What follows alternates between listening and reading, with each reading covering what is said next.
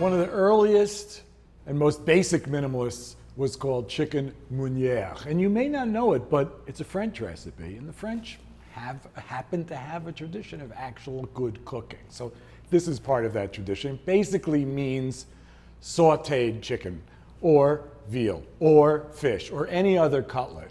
And all you do is put a little coating on it, cook it in hot oil or butter. When done right, it's perfect. So you don't need much for this. You need a pan. Non-stick is good, cast iron is just as good. You need some chicken breasts. I'm not heating it over blazing high heat, and I'm not heating it for a long time.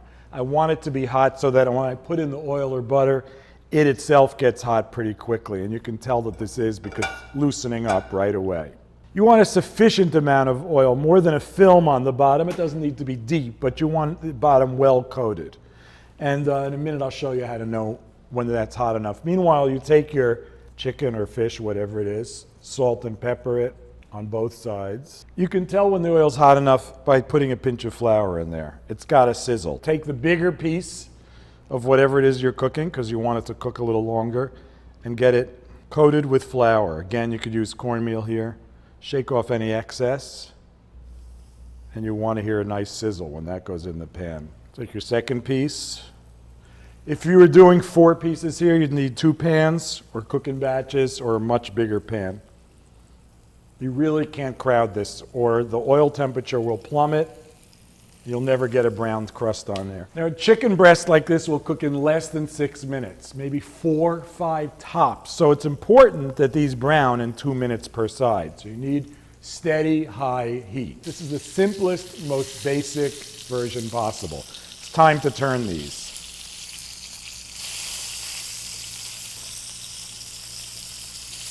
I've benefited here by not being impatient. I have a really beautiful golden crust on this. You saw that was only flour and olive oil. Nothing else went into this. And now the key is to not overcook. You're not going to get that perfect browning on both sides, but you already have it here. And these are almost done. So 3 minutes, maybe 4 on the first side, 1, maybe 2 on the second. That's it. They're done when they're firm, and these are really just about there.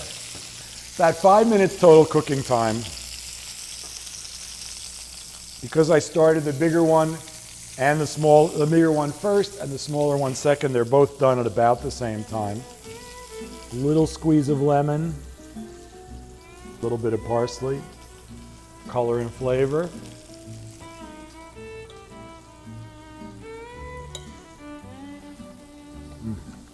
Add those other flavors I talked about, vary the coatings, use different protein, whatever you like, or don't. This is just perfect as it is.